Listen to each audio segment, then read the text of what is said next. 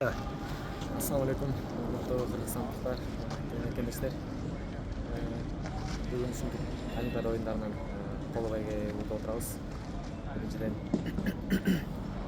жараткан Аллахка шүгүрчүлүктөрдү келтирмекчимин. Ушунун баардыгын берип аткан Аллах Таала баардыгы Аллахтын өкүмү менен болот. Ушундай алтын байге үчүн келгенбиз. Бирок Кудай мыйзам экен. Коло байге берип отурат. Биринчиден ошо мен биздин колдоочуларыбызга, көрөрмандарыбызга, ушундай бизди колдоп келген кыргыз бир туугандарыбызга терең ыраазычылык. Ушунун баардыгы жалгыз эле өзүмдүн жеңишим десем жаңылышам. Бул кыргыз элинин, кыргыз мамлекетинин жеңиши, агайларыбыздын, бир туугандарыбыздын, жакындарыбыздын баардыгынын жеңиши. Баарыбыздарга терең ыраазычылык. Ушундай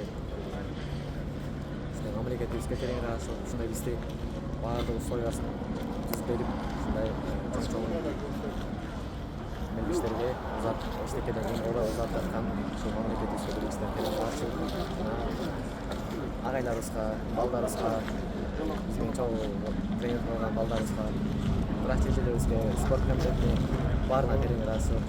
Ушундай баарыбыз биргеликте иш алып барып, ушундай жеңиштерге жетип отурабыз. Кудай буюрса астыдагы выступать этип турган олимпийцтерге чоң ийгиликтерди кааламакчымын.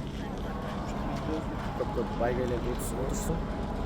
Албетте буюрса Кыргызстанда алтын жок, алтын байге утушсун.